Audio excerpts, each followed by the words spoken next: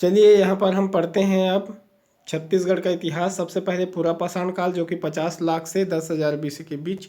यहाँ पर पत्थर के प्रमाण मिले छत्तीसगढ़ में सिंघनपुर, कबड़ा पहाड़ जो कि रायगढ़ में है। शैल चित्र और गुफा चित्र मिले हैं, मगरमच्छ, चिड़िया शिकार करते हुए कतारबद्ध मानव, ये सब के रूप में मिला है। पत्थर के औजार और शैल चित्र सभी रायगढ़ में मिले हैं। महानदी घाटी, बोतलदा, भंवरकोट, गीधा और सोमवैथा में मिला है। अब मध्य पाषाण काल। मध्य पाषाण काल जो है 10,000 से 7,000 BC के बीच कहलाता है। औजार मिला है टेरम रायगढ़, अर्जुनी दुर्ग और बस्तर के कालीपुर में। औजार लंबे और नुकीले होते थे, कृषि में इनका उपयोग होता था। अब है नवपाषाण काल। नवपाषाण काल 7,000 से 3,000 BC के बीच है। औजार चितवा डोंगरी राजनांदगांव में और टेरम रायगढ़ में मिला है। कृषि मुख्य व्यवसाय बन गया, स्थानांतरित कृषि किया जाता था। अब है ताम्रपाषाण काल जो कि 3,000 से 1,500 BC के बीच में समय है। प्रथम धातु तांबे की खोज हो गई और मध्य प्रदेश, महाराष्ट्र और कर्नाटक में मिला। छत्तीसगढ़ में जो औजार पाया गया है उसमें संदेह है कि मौर्य काल का है। पत्थर के औजार भी उपयोग होता था क्योंकि यह कठोर था। अब कांस्य युग देखते हैं, यह है 2500 से 1,500 BC। पत्थर के औजार का उपयोग खत्म हो गया। तांबा और टीन को मिला के कांस्य के औजार कठोर बने। स्थायी कृषि प्रारंभ हो गया। जड़ोड़ मिट्टी में एक जगह रहना, फिर गांव बना, फिर शहर और सभ्यता का विकास हुआ। सिंधु घाटी सभ्यता प्रारंभ हुआ। छत्तीसगढ़ का कोई भी स्थल यहाँ से संबंधित नहीं है। अब है महापाषाण युग जो कि 2000 से 1000 BC तक है। लोहे का खोज हो गया परंतु पत्थर के औजार का उपयोग हो रहा था।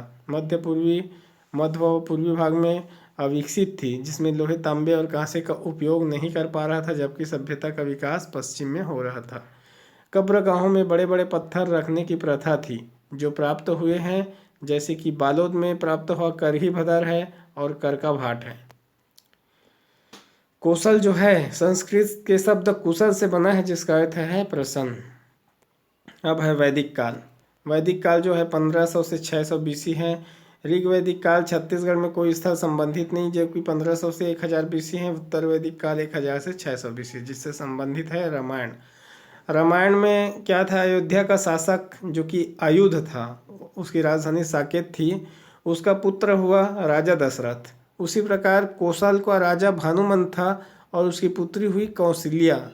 ये दोनों का विवाह हुआ, दशरथ और कौशल्या का, और दोनों का विवाह होने के बाद पुत्र हुआ राम, जिसका विवाह हुआ सीता से जो थी राजा जनक की पुत्री, जो कि नेपाल में है जनकपुर, और मैथिलियों का जिसका राजधानी विदेह था वहाँ का ये राजा था जनक। जब दोनों का विवाह हुआ तो पुत्र हुआ इसका लव और कुश। उत्तर कौशल लव को मिला जिसका राजधानी साकेत था और लव राजा बना। दक्षिण कौशल की राजधानी श्रावस्ती थी और उसका राजा हुआ कुश। जब कुश राजा हुआ दक्षिण का तो उसी में छत्तीसगढ़ आता था और इसलिए इसने अपनी राजधानी कुश स्थली सिरपुर को बनाया। और ये स्थल है छत्तीसगढ़ से संबंधित, उसको देखते हैं। शिवरी नारायण, सबरी के जूठे बेर, जांजगीर चांपा। पंचवटी कांकेर, सीता का अपहरण। कांतार बस्तर, हनुमान बूटी ले गए। महाकांतार, दक्षिण कौशल प्लस बस्तर। तुतुरिया, वाल्मीकि आश्रम, लव कुश का जन्म बलौदा बाजार में है। दंडकारण्य, हनुमान इसके ऊपर से बूटी ले गए, बस्तर। कौशिकी उपनिषद में विंध्य पर्वत का उल्लेख है।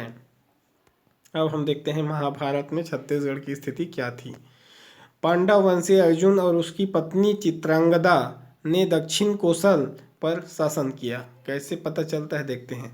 अर्जुन और चित्रांगदा से उसका पुत्र हुआ भब्रुवाहन, जो कि चेदी वंश का शासक कहलाता है। चेदी नरेश शिशुपाल का वध कृष्ण ने किया था, वो उस वंश का था। राजधानी का नाम इसने क्या रखा, कुश स्थली को अब हटा दिया और इसको बदलकर अपनी माँ के नाम पर चित्रांगदपुर कर दिया, हालांकि यही सुरपुर है। अब बाद में अब देखते हैं। राजा मूलध्वज का पुत्र था ताम्रध्वज।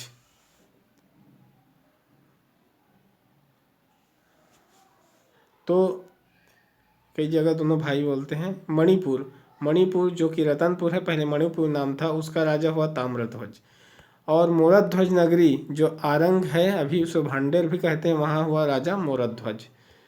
राजा मनु का पौत्र अन्य कहानी है सुदुग्न ने इस क्षेत्र में इक्ष्वाकु वंश स्थापित किया था। अब देख लेते हैं। महानदी का नाम था चित्रोत्पला, नर्मदा का नाम था रेवा, आरंग का नाम था भांडेर। खल्लारी जो था खल वाटिका, लाख के घर में पांडवों को जलाने का षड्यंत्र यहाँ किया गया। भीम खोज भी यहीं पर है। जांजगीर चांपा के गुंजी ऋषभ तीर्थ भी यहीं पर है। अब देखते हैं महाजनपद काल। महाजनपद काल छत्तीसगढ़ में पता चलता है कि छत्तीसगढ़ मगध के शासन क्षेत्र में था। बौद्ध धर्म, बौद्ध ग्रंथ अंग्युत्तर निकाय, इससे पता चलता है कि इसमें था दक्षिण कौशल को छत्तीसगढ़ कहा गया है। उसके बाद है अवदान शतक। अवदान शतक में ये बताया गया है कि श्रावस्ती में बुद्ध रुके थे। वेनसांग के सियुकी में भी यही वर्णन मिलता है। उसके बाद है जैन ग्रंथ, वो दोनों बौद्ध ग्रंथ है। जैन ग्रंथ है जो भगवती सूत्र, इसमें चेदिसगढ़ बराबर छत्तीसगढ़ कहा गया है। और छत्तीसगढ़ चेदिसगढ़ त्रिपुरी मध्य प्रदेश में था।